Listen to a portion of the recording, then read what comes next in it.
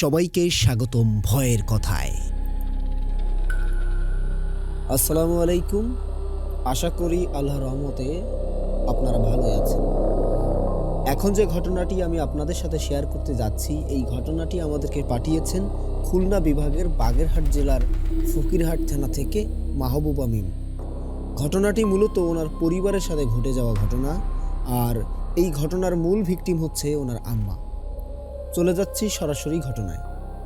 মিম আপুর মা যখন স্কুল থেকে কলেজে ওঠেন, তখন তার মায়ের উপর এক দুষ্ট জিনের নজর পড়ে। এই জিনটি ওনার মাকে খুব কষ্ট দিত। ওনার মা বেহুশ হয়ে যেত, বিভিন্ন ধরনের শারীরিক অসুবিধা দেখা দিয়েছিল। শুরুতে সবাই মনে করেছিল মনে হয় উনি কোনো কারণে ফিজিক্যালি অসুস্থ, তাই হয়তো এমনটা হচ্ছে, কিন্তু অনেকেই বুঝতে পারেনি যে আসলে ওনার সমস্যাটা কী। বোঝা গিয়েছিল তবে অনেক পরে।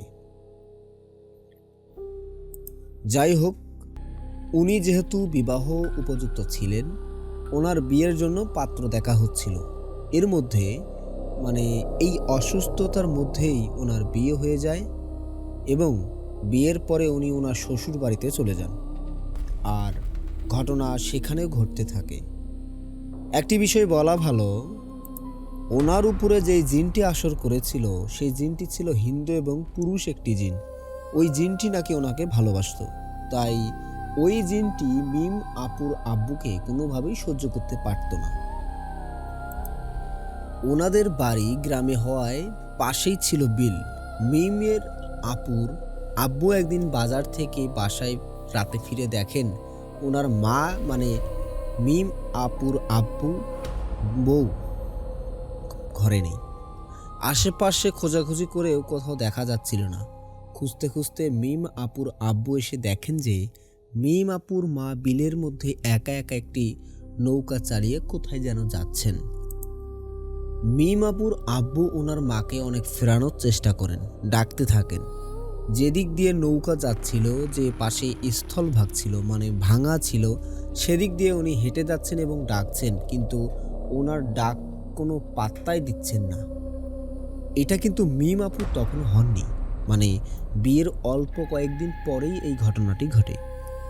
যেখানে ওনার মা রাতে একা ওয়াশরুমে যেতেও ভয় পান, সেখানে একা একা রাতের বেলা নৌকা নিয়ে অজানা গন্তব্যে কোথায় যাচ্ছে, এত সাহস কিভাবে এলো?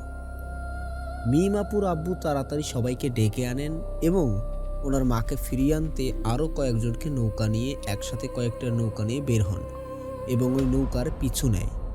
অনেক কষ্টে ওই নৌকার তারা নাগাল পায় এবং বেশ কষ্ট এবং বেগ পোহাতে হয় মিম আপুর মাকে ফিরিয়ে আনার জন্য।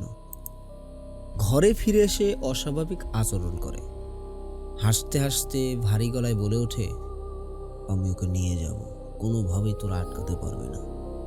যাই হোক, অনেক হুজুর কবিরাজ এদের তত্ত্বাবধান নেওয়ার পরও উনি সুস্থ হননি। প্রায়ই এমন চলতে থাকে। আর মিম আপুর আম্মা ওনার হাজব্যান্ডের সাথে মিম আপুর আব্বুর সাথে নিজে থেকেই ঝামেলা করতো, ঝগড়াঝাটি করতো এবং প্রায় উনি আত্মহত্যা করতে চাইতেন। মজার বিষয় হলো, কিছু সময় পরে এইটা মনে থাকতো না। উনি বলতেন, কি রে, কি হয়েছে? ওনার কোনো সেন্সই থাকতো না, উনি স্মৃতিভ্রষ্ট হয়ে যেতেন যে একটু আগে কি হয়েছে। বিভিন্নভাবে বিভিন্ন জায়গা থেকে তদবির নিয়ে আসা হয়েছে। তদবির নিয়ে অল্প কয়েকদিন সুস্থ থাকে, আবার একই সমস্যা দেখা দিত। যাই হোক, এর মধ্যেই মিম আপুর জন্ম হয়, আর সমস্যা কিন্তু কম বেশি চলছেই। মিম আপুর হওয়ার পর ওনার মা ওনাকে কয়েকবার রেগে হত্যা করতে চেয়েছেন, কিন্তু পারেননি। কিন্তু পরক্ষণে সে কথা আর তার মনেই থাকতো না। কিন্তু এর থেকেও ভয়ানক রূপ দেখা বাকি ছিল। মিম আপু যখন ক্লাস 3-তে ওঠেন, তখন হঠাৎ মা আরও বেশি খারাপ অবস্থায় চলে যান। সংসারে প্রচণ্ড অশান্তি। একদিন রেগে ওনার মা দৌড় দেন। বাড়ির সদস্যরা ওনাকে ধরার জন্য পিছে পিছে দৌড় দেয়। কিন্তু অদ্ভুত ব্যাপার হলো, এক নিমিষেই ওনার মা কোথায় যেন হাওয়া হয়ে যান, আর কেউ খুঁজে পায় না। শুনশান রাস্তায় ওনার মা যেন একদম বাতাসে মিলিয়ে গিয়েছেন। একজন মহিলা কিভাবে চোখের পলকে এত জোরে দৌড় দিয়ে হাওয়া হয়ে যেতে পারে? রাত কিন্তু তখন 1টা বাজে। রাস্তায় কেউ নেই। একে তো গ্রামের রাস্তা, সন্ধ্যা পরেই শুনশানতা, নীরবতা নেমে আসে। তারপরে রাত 1টা, রাস্তায় কেউ থাকবে এটা অস্বাভাবিক।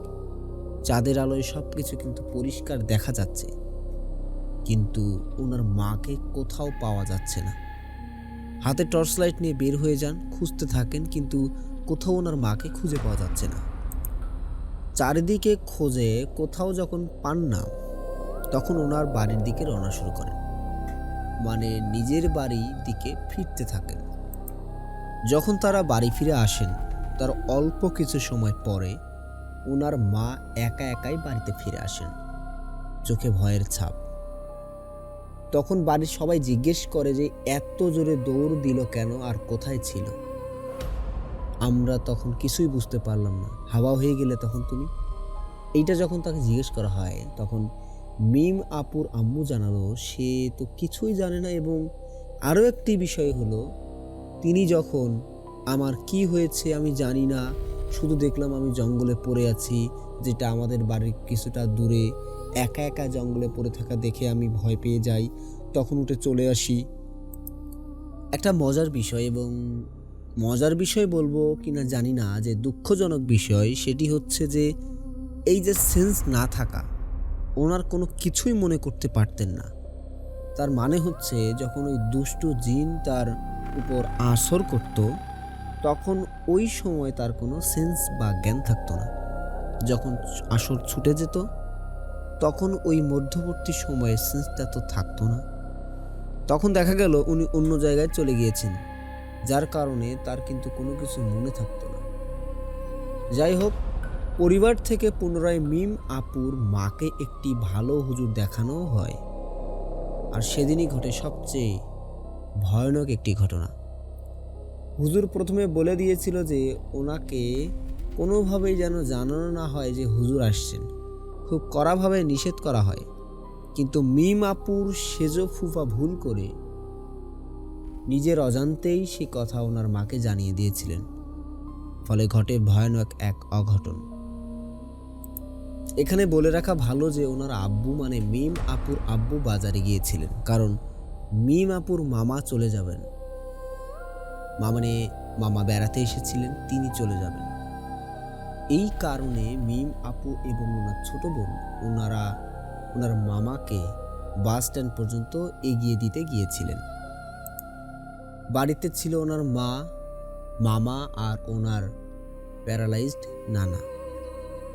রোজ অনেক ভ্যান গাড়ি থাকে সেখানে, কিন্তু সেদিন 1 ঘন্টা দাঁড়িয়ে থেকেও কোনো ভ্যান গাড়ি পাচ্ছিলেন না ওনারা।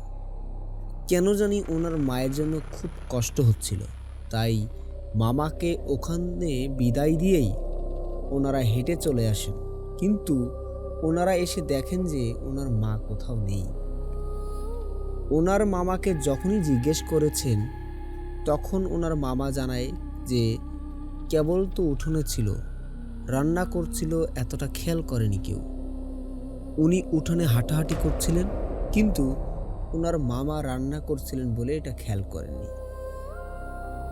বাড়ির সবাই পাগলের মতো ডাকতে থাকে তাকে, চারিদিকে খোঁজার জন্য বের হয়ে যায়।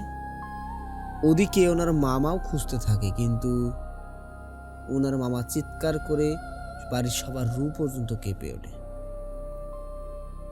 দৌড়ে গিয়ে ওনারা দেখতে পান তা কখনো কোনো সন্তান তার মায়ের এই দৃশ্য দেখতে চাইবে না। ওনারা দেখেন ওনার মা পুকুরের মধ্যে গলা পর্যন্ত ডুবে গিয়েছিল বলেই আমি এখানে একটি বিষয় বুঝিয়ে দিই। সেটা হচ্ছে পুকুরের পানি খুবই কম ছিল, পুকুরটা কর্দমাক্ত ছিল, পানি খুবই কম ছিল। উনি ঠিক যেমন চোরা কাদায় বা চোরা বালিতে মানুষ ডুবে যায় না, ওভাবে আস্তে আস্তে উনি গলা পর্যন্ত ডুবে গিয়েছেন, এবং মনে হচ্ছে যে আরও ডুবে যাচ্ছেন। ওনারা সবাই চিৎকার করে লাফ দিয়ে ওই কাদার মধ্যে চলে যান, ওনাকে টেনে তোলার চেষ্টা করেন, কিন্তু ওনারা 3-4 জন মিলে ওনাকে টেনে তোলার চেষ্টা করলেও বারবার ব্যর্থ হচ্ছিলেন। যাই হোক, আবারও মানুষ চলে আসে। অনেক চেষ্টা করার পরও তিনি তার জ্ঞান ফেরাতে পারছিলেন না। আরও অনেকেই চেষ্টা করছিলেন। এভাবে বেশ কয়েক ঘন্টা পার হয়ে যায়। এর মধ্যে কয়েকজন হুজুরকে ডেকে আনা হয়েছিল। তারা ওনার ঝাড়ফুঁক করে, তারপরে ওনার মায়ের জ্ঞান আসে। পরের দিন হুজুর আসেন। তার শুরুর দিন তো ওনাকে পাওয়া যাচ্ছিল না, যার কারণে হুজুর এসেছিলেন কিন্তু পাননি। কিন্তু পরের দিন হুজুর এসে বলেন, তোমাদেরকে বারবার বলছিলাম যে আমি আসবো না জানাতে, তোমরা এই ভুলটা কেন করলা? আল্লাহর রহমত ছিল বলে সে বেঁচে গেছে, নয়তো এই খারাপ জিনটি চেয়েছিল এই মহিলাটিকে মাটির নিচে পাতালে নিয়ে যেতে। তিনি আরও বলেন, এই জিনটা হচ্ছে পাতাল জিন। এরা মাটির নিচে থাকে। অনেক জিন শ্মশানে থাকে, নদীতে থাকে, গাছে থাকে, গোরস্থানেও থাকে, কিন্তু বিভিন্ন জায়গায় তারা অনেকেই থাকে। আর এই জিনটি হচ্ছে পাতাল জিন। এই জিনেরা এনাকে পাতালে নিয়ে যেতে চেয়েছিল, কিন্তু আরেকটু হলেই নিয়ে যেতে পারত, তবে সফল হয়নি। কারণ হচ্ছে তোমরা তাকে দেখে ফেলেছিলে। যাই হোক, তারপর হুজুর তার কাজ শেষ করেন, বাড়ি বন্ধ করে দেন, কিন্তু মিমাপুর মায়ের শরীরও কিন্তু বন্ধ করে দেন। হুজুরের কাজের সময় মিমাপুর মা কিন্তু হুজুরের গলা চেপে ধরেছিল এবং মারার হুমকিও দিয়েছিল, কিন্তু হুজুর দমে যাওয়ার পাত্র নন। এক পর্যায়ে কাজ শেষ হয়, তবে ওই পাতাল জিনটি চলে যাওয়ার আগে বলে যায় সে আবার আসবে। পরে যখন মিমাপু মা সুস্থ হন, সেই দিনের ঘটনা জানতেও পারা যায়।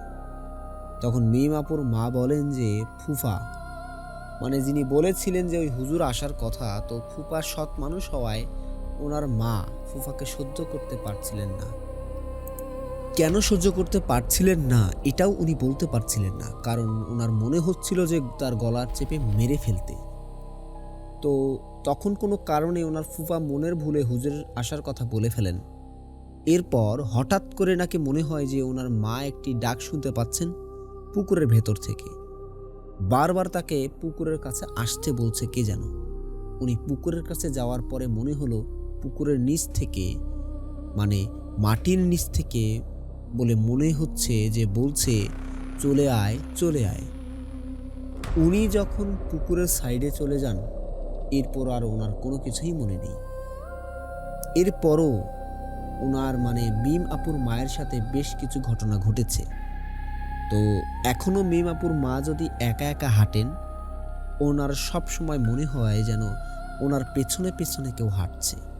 উনি সাধারণত একা একা কোথাও যান না বা একা একা কোথাও থাকেন না, কোনো না কোনো মানুষ ওনার সাথেই থাকেন। বাড়ির পরিবারের সদস্যরা হয় তারা, কারণ একা একা থাকলেই ওনার সমস্যা হয়। এমন হয় যে উনি যদি ওয়াশরুমে গোসল করতে গিয়েছেন, বালতি ভরা পানি, ওনার নাকি মনে হয় কেউ ওনার গলা চেপে বালতির মধ্যে দিয়েছে, নিঃশ্বাস বন্ধ করে মেরে ফেলার চেষ্টা করছে। আমরা কখনো চাইবো না এই ধরনের ঘটনা কারোর সাথে ঘটুক, আর যার সাথে ঘটে আসলে সেই বুঝতে পারে কি ভয়ানক একটা অবস্থার মধ্য দিয়ে চলে যেতে হয়। আমাদের কাছে সমস্ত ঘটনা কারো কাছে ভয়ের মনে হতে পারে, কারো কাছে মনে হতে পারে ভয়ের, আবার কারো কাছে নাও ভয়ের মনে হতে পারে, কিন্তু যেই পরিবার বা যার সাথে ঘটে তিনি বুঝতে পারেন যে আসলে কী রকম কষ্ট হয়। তারা এটা বুঝতে পারেন যে তারা কতটা ভয়ের মধ্যে আছেন। তো শ্রোতা বন্ধুরা, এটি ছিল ঘটনা। অসংখ্য ধন্যবাদ মাহবুবা মিম আপুকে তার নিজের পরিবারের সাথে ঘটে যাওয়া ঘটনা আমাদের সাথে শেয়ার করার জন্য। তিনি লিখেছেন তিনি আরও ঘটনা আমাদের সাথে শেয়ার করবেন। ঠিক আছে আপু, আমরা অপেক্ষায় থাকলাম আপনার নতুন ঘটনার জন্য।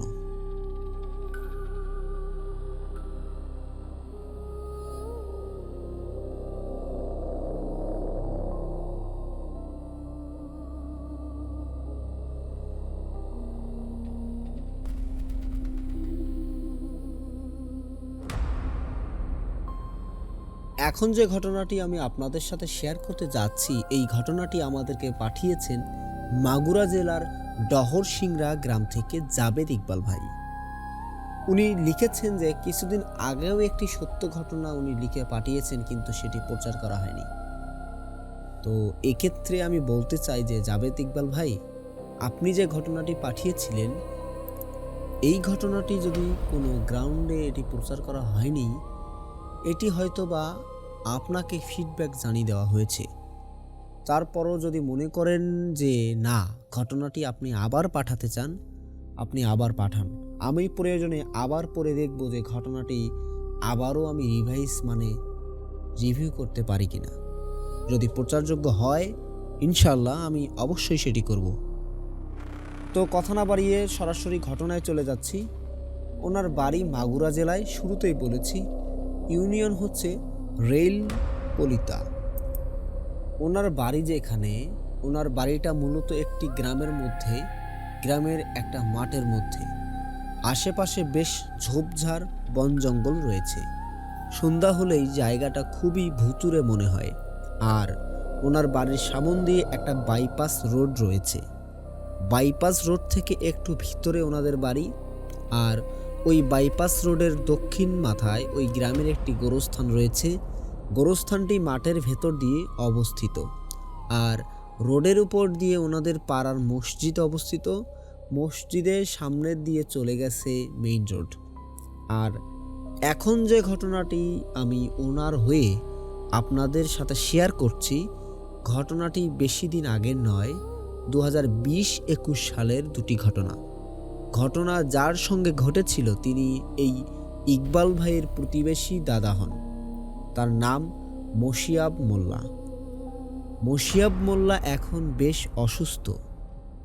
তিনি যখন সুস্থ ছিলেন তখন তিনি রাত করে বাজার থেকে বাড়ি ফিরতেন ওই বাইপাস রোড দিয়ে। তখন তিনি অনেক কিছু চোখে দেখেও না দেখার ভান করতেন। যেমন ওনার সামনে কখনো বড় বড় বিড়াল, দানবাকৃতির কুকুর, কখনো বিশাল আগুনের গোলা ওনার সামন দিয়ে সা করে চলে গিয়ে মাসের ভেতরে পড়ে অদৃশ্য হয়ে যাচ্ছে। কখনো মাথা কাটা পিচাস উনি দেখেছেন। কিন্তু এত কিছু দেখার পরেও উনি যেভাবে ভয়ে কুঁকড়ে গিয়েছেন, বিষয়টা এমন নয়। কারণ উনি খুব সাহসী মানুষ ছিলেন।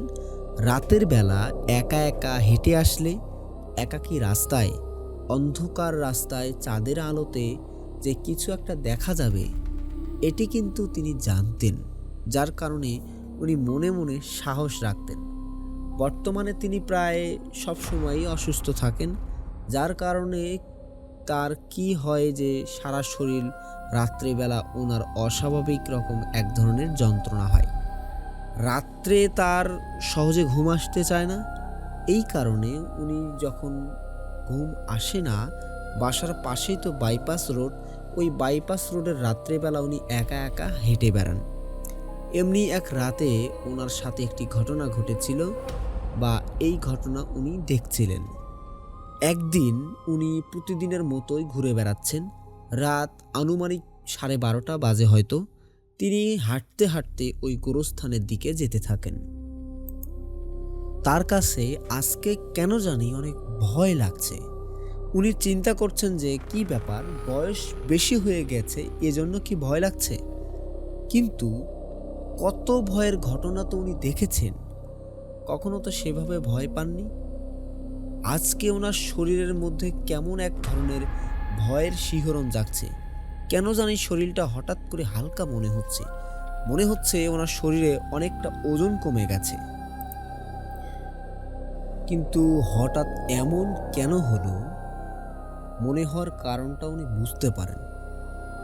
তবে বুঝতে পারেননি, পরে বুঝেছিলেন। হঠাৎ করে গোরস্থানের গেটের দিকে ওনার চোখ আটকে যায়। উনি দেখেন 3 জন মানুষ আলখেল্লা পরা। তাদের উচ্চতা সাধারণত মানুষের মতোই, দেখে মনে হচ্ছে সাধারণ মানুষের মতোই চেহারা। চাঁদের আলোতে যতটুকু তিনি দেখতে পাচ্ছিলেন, সাদা আলখাল্লা, সেটা স্পষ্ট বোঝা যাচ্ছিল এবং তাদের উচ্চতাও বোঝা যাচ্ছিল। তারা বাইপাস দিয়ে হাঁটতে হাঁটতে এদিকে যাচ্ছেন। তখন ওই মশিয়াব মোল্লা দাদা চিন্তা করলেন যে এরা কারা, রাতের বেলা কোন দিকে যায়। এখানে একটি বিষয় বলে রাখি, যেটি আমাকে জাবেদ ইকবাল ভাই বলেছেন, সেটি হচ্ছে যে বাইপাস রোডটা খুবই নির্জন। অনেক সময় থানা থেকে পুলিশরা আসে আসামি ধরার জন্য। তাদের মানে পরোয়ানাভুক্ত কোনো আসামি কোনো খোঁজখবর পায়, তাদেরকে ধরার জন্য তারা আসে। সাধারণত আসার সময় পুলিশরা এই রাস্তা দিয়ে বাইপাসের দিকে আসার চেষ্টা করে। এখানে নির্জন থাকে, এজন্য কেউ সহজে দেখতে পারে না এবং তাদের অপারেশন পরিচালনাটা খুব সহজ হয়। এখন এই মশিয়াব মোল্লা দাদা মনে করছেন এরা তিনজন মনে হয় পুলিশের লোক, কোনো বাড়িতে আসামি ধরতে যাচ্ছে।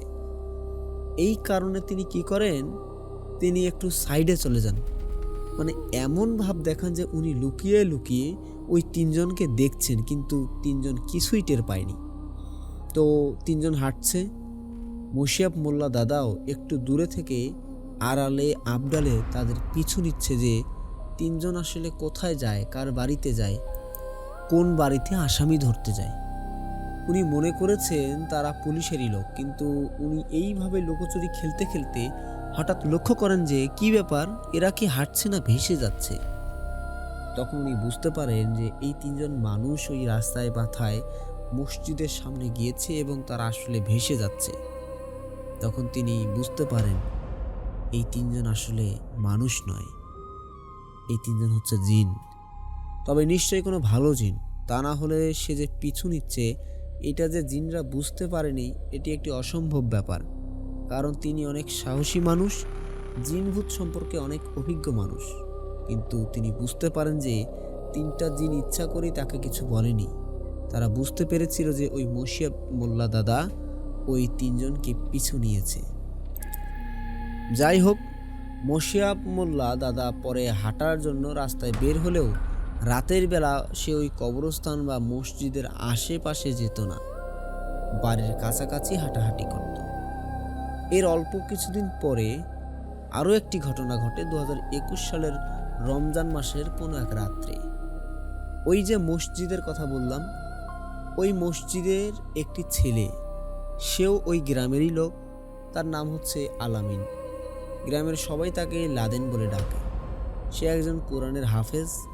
সে ওই মসজিদে প্রতি বছর রমজান মাসে খতম তারাবি পড়াতো।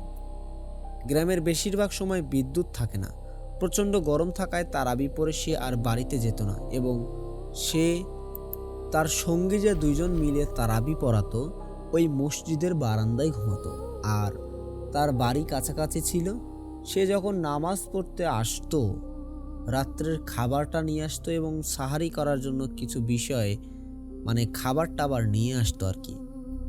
ঘটনা যেদিন ঘটেছে, মানে যে রাতে ঘটনা ঘটেছে, ওই রাতে আলামিনের যে সঙ্গী, যে আরেকজন যে নামাজ পড়ে আর কি, সে বাড়িতে একটা কাজে আটকা পড়ে যায়। তারাবির নামাজ পড়ে সে বাড়ি চলে যায়। সে আর আলামিনের সাথে ওই রাতে মসজিদের বারান্দায় ঘুমোতে পারে না। আলামিন একাই ঘুমিয়ে থাকে। হঠাৎ রাত আনুমানিক 1টার দিকে আলামিনের ঘুম ভেঙে যায়। যেহেতু মসজিদের বারান্দায় সে ঘুমাতো, সে চোখ মিলে দেখে ওই বাইপাসের রাস্তা দিয়ে তিনজন সাদা আলখেল্লা পরা মানুষ, মানুষের মতোই উচ্চতা, স্বাভাবিক মানুষের মতোই লম্বা, মসজিদের দিকে আসছে।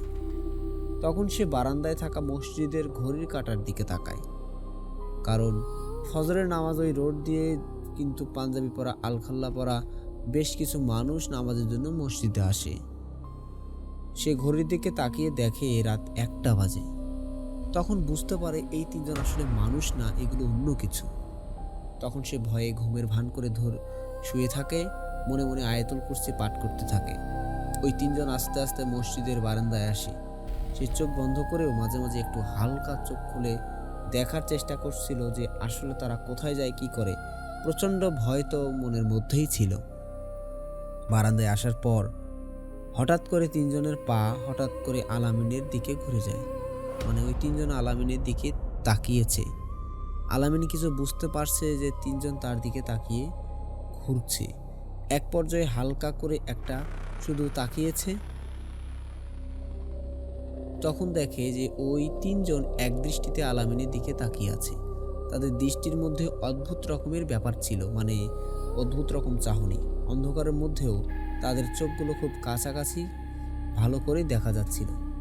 বেশ কিছুক্ষণ তাকিয়ে থাকার পর তারা মসজিদে প্রবেশ করে এবং তিনজন একসাথে জামাতে নামাজে দাঁড়িয়ে যায়। আলামিন যখন বুঝতে পারে তিনজন নামাজে দাঁড়িয়েছে, সে ঘুমের ভান থেকে ভেঙে মানে বিছানা থেকে উঠে এক দৌড় দেয়। এক দৌড়ে সে বাড়ি চলে যায়। তখন তার বাড়ির সবাই ঘুমে বিভোর। সবাইকে জাগিয়ে সে ঘটনা খুলে পড়ে। সে এতটাই ভয় পেয়েছিল যে পরের 2 দিন যাবৎ সে জ্বরে অসুস্থ থাকে এবং 2 দিন সে মসজিদে নামাজ পড়াতে আসতে পারেনি। প্রিয় শ্রোতা বন্ধুরা, এই তিনজন ভালো দিন এখনও ওই বাইপাস রোডে নাকি তাদেরকে দেখা যায়। এরকম বেশ কিছু ভালো মানুষ রয়েছে যারা তাদেরকে দেখে, যারা ওই মসজিদে নামাজ পড়তে আসে, কিন্তু কারো কখনো ক্ষতি করেছে এমনটা ওইভাবে শোনা যায় না, কারণ ভালো জিনেরা কারো ক্ষতি করে না, এটাই বাস্তব। তবে একটি বিষয় হচ্ছে, সেটি হচ্ছে ক্ষতি না করলেও কেন ওই মশিয়ার মোল্লার মনে হলো তার শরীরটা হালকা হয়ে যাচ্ছে। আসলে জিনদের উপস্থিতি যদি কাছাকাছি চলে যায় এবং তারা সশরীরে থাকে বা এমনটা হয়, তখন কাছে থাকা কোনো মানুষের শরীরে এরকম একটা প্রভাব পড়ে।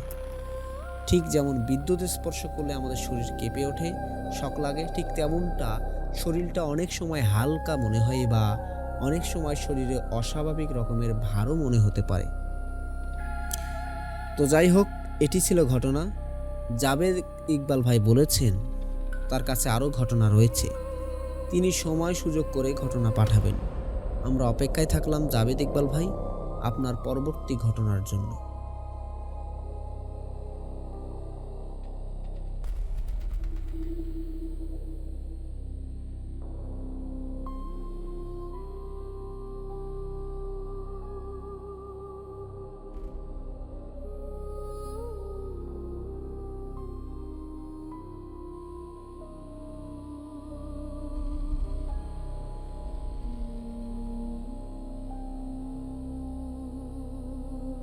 এখন যে ঘটনাটি আমি আপনাদের সাথে শেয়ার করতে যাচ্ছি, এই ঘটনাটি আমাদেরকে যিনি পাঠিয়েছেন তার নাম হচ্ছে শিহাব।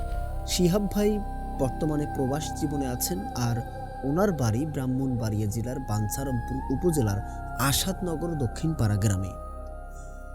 উনি এই আসাদনগর দক্ষিণপাড়া গ্রামের একটি খুবই চমৎকার ঘটনা এবং একটি রোমাঞ্চক ঘটনা আমাদেরকে পাঠিয়েছেন। মূলত একটি ঘটনা না, এখানে বেশ কিছু বছর ধরে ঘটে চলা কয়েকটি সিরিজ আমাদেরকে পাঠিয়েছেন এবং আমি আশা করছি ঘটনাটি শোনার পর আপনাদের অবশ্যই অনেক ভালো লাগবে ইনশাল্লাহ।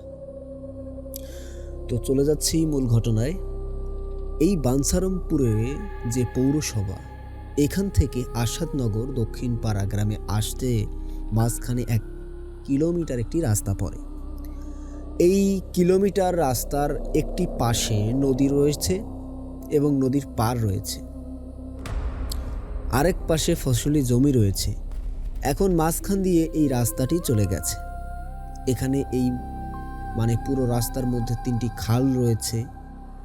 এই খালটি এই কারণে করা হয়েছে যে ওই ফসলে যে মাঠগুলো রয়েছে সেগুলো সেচ যখন দিতে হয়, ধান জমিগুলোতে সেচই দিতে হয়, তখন ওই সেচ দেওয়ার পর উচ্ছিষ্ট পানি যাতে বের হয়ে যেতে পারে এবং বিভিন্ন সময় বৃষ্টি হলে যাতে এখানে পানি আটকে না থাকে, এই পানিগুলো যখন নামে মানে বের হয়ে চলে যেতে পারে, এই কারণেই মূলত এই 3টি খাল করা হয়েছে এবং তার উপর ব্রিজও রয়েছে।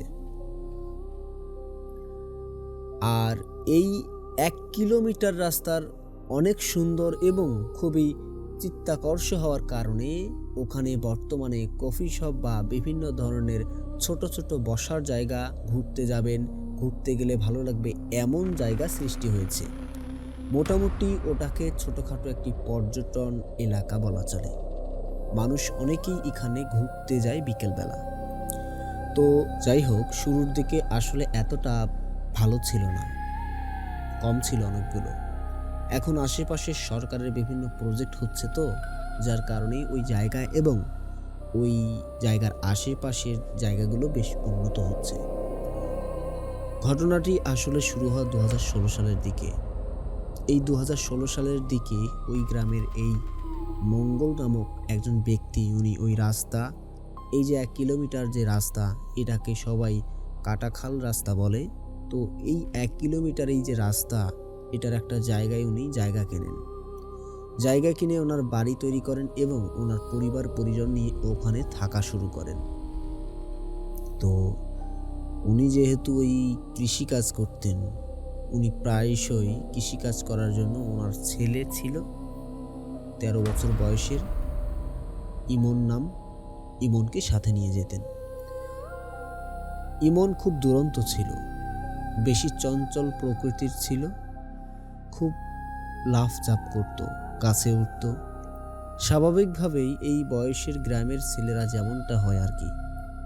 আমরা শহরের লোকদের যারা থাকি, শহরের আমাদের 12-13 বছর বয়সী বাচ্চাদের তো শুধু মোবাইল গেমস, কম্পিউটার গেমস খেলা, এগুলো ছাড়া আসলে কোনো কাজ নেই। কিন্তু গ্রামের যে দুরন্ত ছেলেরা, তারা আমরা দেখতে পাই গাছে ওঠে, নদীতে ঝাঁপ দেয়, ব্রিজের উপর থেকে পানিতে ঝাঁপ দেয়, খেলাধুলা করে। ঠিক এমনই অভ্যাস ছিল ইমনের। ধান যখন কাটার সময় হয়েছে, তখন ইমনকে সাথে নিয়ে উনি ওনার ধান কাটার জন্য জমিতে গিয়েছেন। ধান কাটা বা ধান লাগানো, এরকম একটা আর কি। যেহেতু ওই আশেপাশের পানি ছিল, ওর ভিতরে আবার ছোট ছোট মাছও পাওয়া যেত, যেমন শোল মাছ, এই টাইপের মাছগুলো। ইমন যে কাজটি করেছিল সেটি হচ্ছে, ওই মাছে মাঝে মাঝে যখন যেত, ট্যাটা নিয়ে যেত। আমরা গ্রামের ট্যাটা বলি। আপনারা হয়তো বা দেখবেন যে একটি বাঁশের মাথায় বা একটি লাঠির মাথায় চোখা চোখা বেশ কিছু কাটার মতো লোহার কাটা বা বাঁশের কাটা অনেকে করেন আর কি। ওটা দিয়ে মাছ দেখলে মাছের শরীরে আঘাত করা হয়, ওটাকেই আমরা ট্যাটা বলে থাকি। তো সে ট্যাটা নিয়ে ওখানে গিয়েছিল। যাই হোক, এরপর আর তেমন কিছু অবশ্য মাছ পায়নি ওই দিন। কিন্তু সমস্যা যেটি হয় সেটি হচ্ছে যে ওই ধানি জমির মাঝখানে আইল থাকে না। যে পায়ে হাঁটা ছোট রাস্তায় একটা জমি থেকে আর একটা জমিকে পৃথক রাখার জন্য সে হঠাৎ করে আইলের ওপর থেকে পাশের একটি জমিতে পড়ে যায়। জমির মধ্যে হালকা কাদা পানি ছিল, সে পড়ে যায়। পড়ে যাওয়ার পর তার বাবা দূরে ছিল। পড়ে যাওয়ার পর কেমন একটা গোঙানির শব্দ শুনছিল। পরে কাছে আসে, দেখে ইমনের নাক মুখ কান দিয়ে রক্ত পড়ছে, অবস্থা খুবই খারাপ।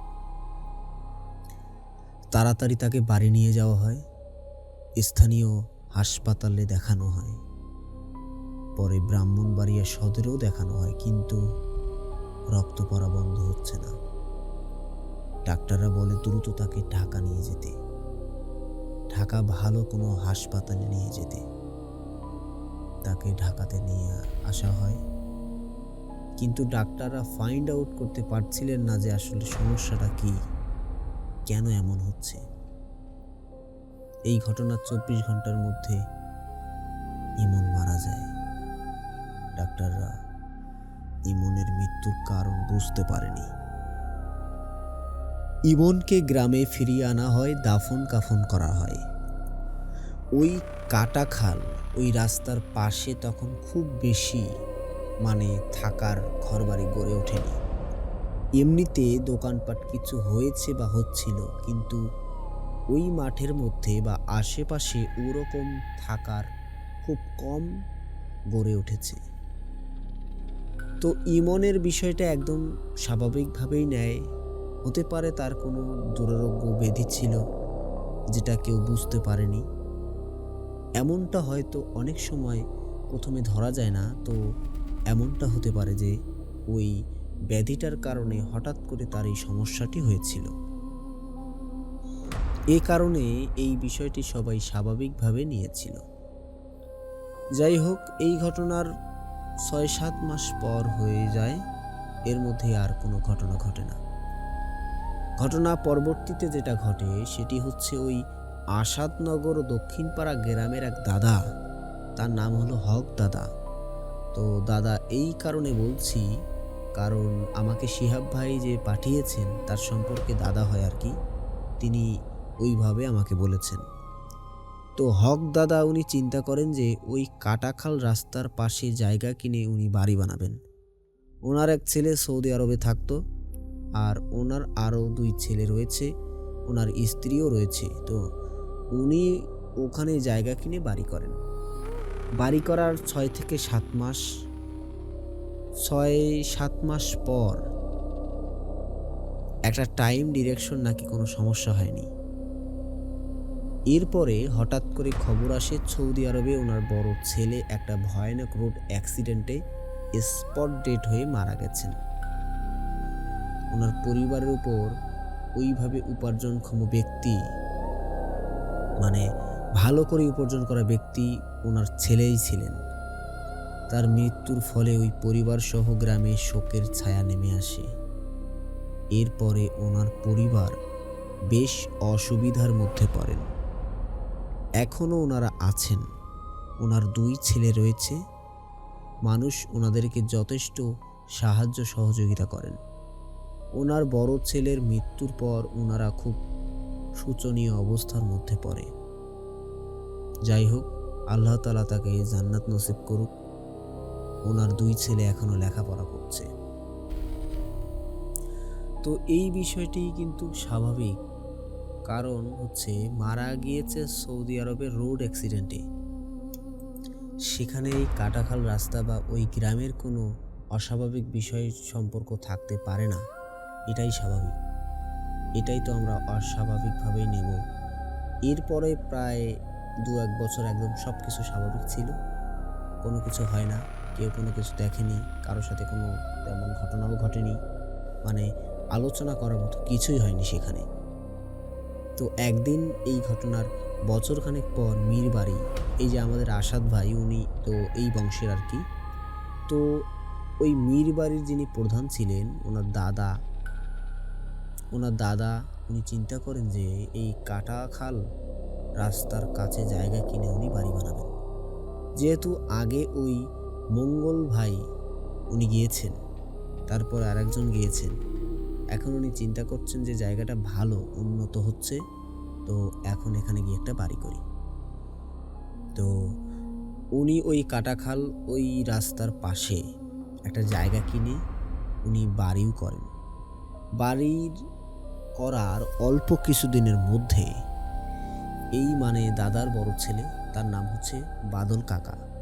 তো এই বাদল কাকা উনি সৌদি আরবে ছিলেন, উনিও ভয়ানক এক রোড অ্যাক্সিডেন্টে মৃত্যুবরণ করেন। তো এটি খুব ভয়ানক দুঃখজনক ব্যাপার, কারণ ওখানে যেই বাড়ি করেছে সেই কোনো না কোনো ঝামেলায় পড়েছে। কিন্তু আসলে এই বিষয়গুলো কারো মাথায় আসেনি যে ওখানকার বাড়ি করার কারণে তাদের সাথে ঝামেলা হচ্ছে, আর পরবর্তীতে আরও কিছু লোকজন এখানে এসে বাড়ি করে।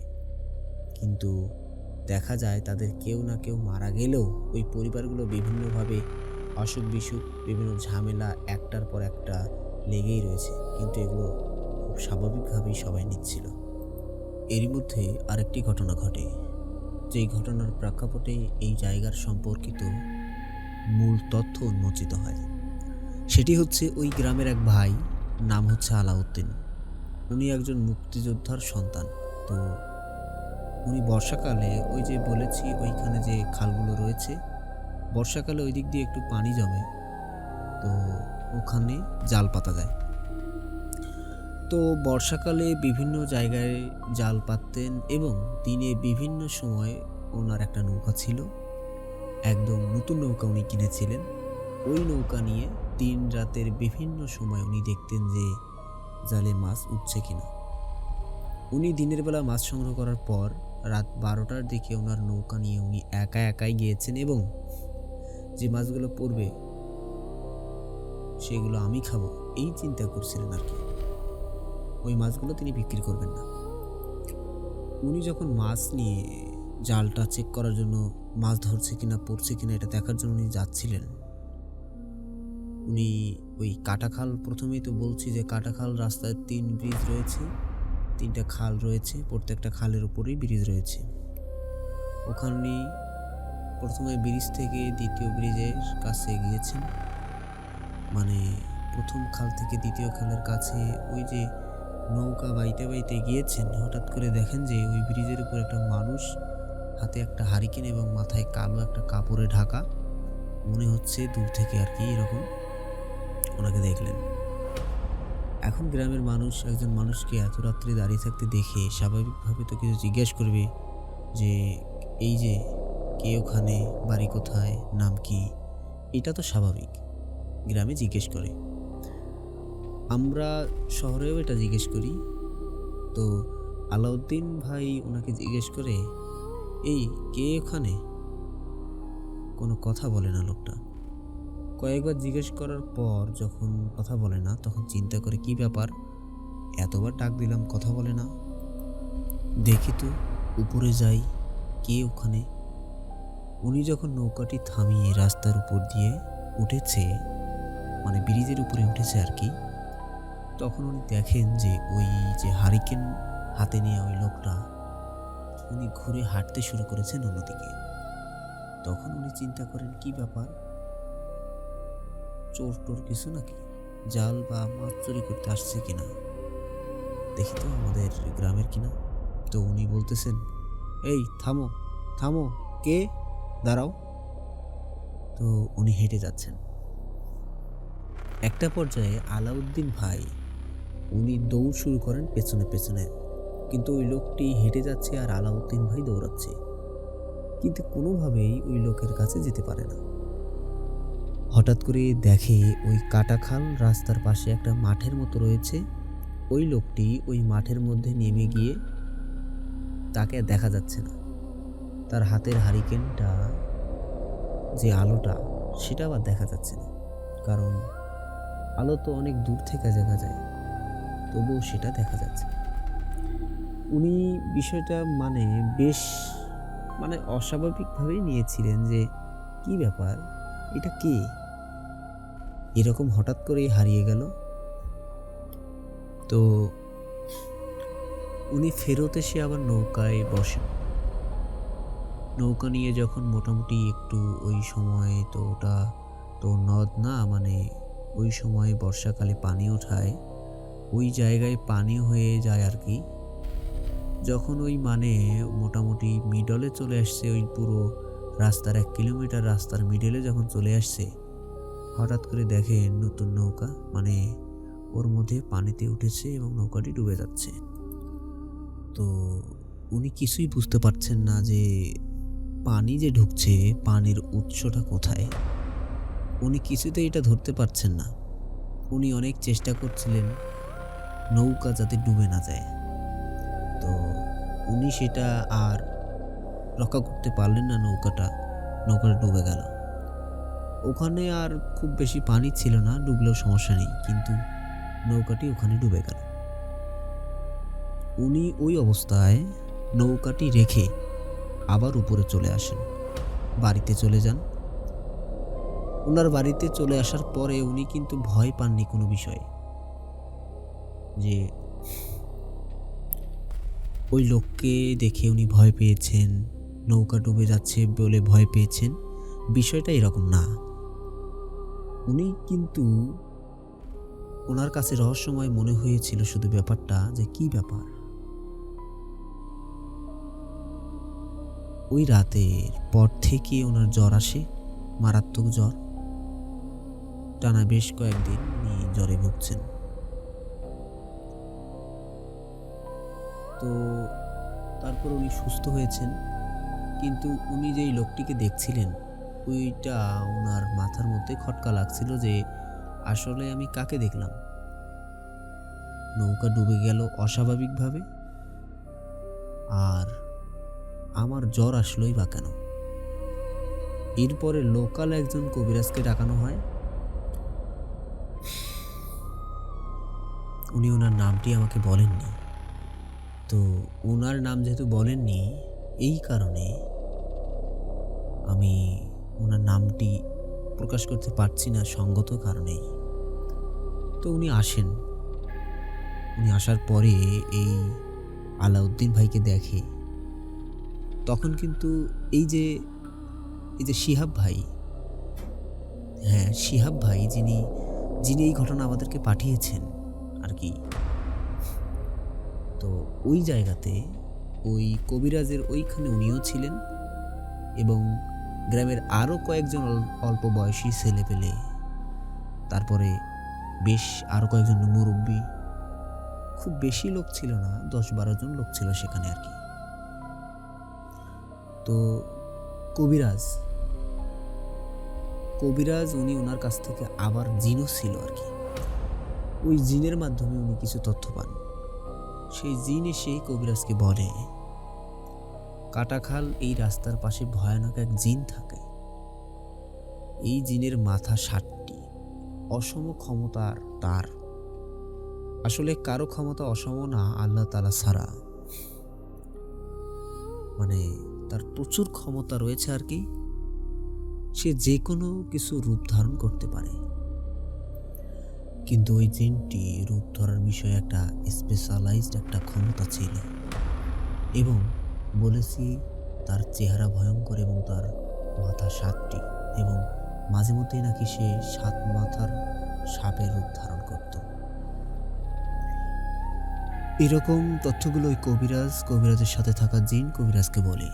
এই কবিরাজ এই জিনগুলো মানে এই জিনের মাধ্যমে এই জিনের তথ্য মানে সবাইকে বলে। তখন বলে যে তোমরা আমার জায়গায় এসেছো, আমার পরিবারের চলাফেরা খেলাধুলায় ডিস্টার্ব করেছো। তোমাদেরকে বলেছিলাম সাবধানের কথা, সেই কথা তোমরা শোনো নাই। এই নাগরদলা গ্রুপকে ভয় দেখানোর পরও তারা সেখান থেকে যায়নি, তাহলে দোষ কি আমার? আমি তো করবই। আমি তো চাইবো এখানে কেউ যেন না আসে। কারো জায়গার মধ্যে আমি একজন চলে আসে, তাহলে সেই জায়গাওয়ালা কি লাঠি দিয়ে তাকে তাড়া না করে যদি সহজ কথায় না যায়? সুতরাং আমি শক্তিশালী একটি জিন, আমি তোমাদের এই প্রক্রিয়া অনুসরণ করব। তো এই জিনের এই ধরনের কথাবার্তা শুনে আসলে মানুষ কিছুই ওই জায়গায় বলাই নাই, সে লজিক দিয়ে বলল। তখন তাকে বোঝানো হয় যে আস্তে আস্তে তো এইভাবেই মানুষ বাড়বে, তুমি কয়েকজনকে ক্ষতি করবো। একটা সময় এমন হয়ে যাবে যে এখানে প্রচুর আলোকময় হয়ে যাবে, এর থেকে বেটার তুমি এখান থেকে অন্য জায়গায় চলে যাও। তখন ওই জিনটি কিছুক্ষণ চুপ থেকে কবিরাজকে বলে, হ্যাঁ ঠিক আছে, পাশে একটি পুকুর রয়েছে এবং পাশে একটি হিজল গাছ রয়েছে, আমি আমার পরিবার নিয়ে ওখানে চলে যাচ্ছি, কিন্তু ওই জায়গাতে তোমরা কেউ আসবে না এবং আমাকে ডিস্টার্ব করবে না, আমিও চাই না কাউকে ডিস্টার্ব করতে। এইভাবে জিনের সাথে একটি চুক্তি হয়ে যায় গ্রামবাসীদের এবং এই চুক্তি হওয়ার পরে গ্রাম এবং গ্রামবাসীদের কাছে ওই জিন দাবি করে একটি দামে লাল গরু কিনতে হবে এবং এই লাল গরু জবাই করে খিচুড়ি রান্না করে ওই হিজল গাছের নিচে রেখে আসতে হবে। গ্রামবাসী সেটাই করেন এবং এরপর থেকে ওখানে কোনো ভয়ের ঘটনা ঘটেনি।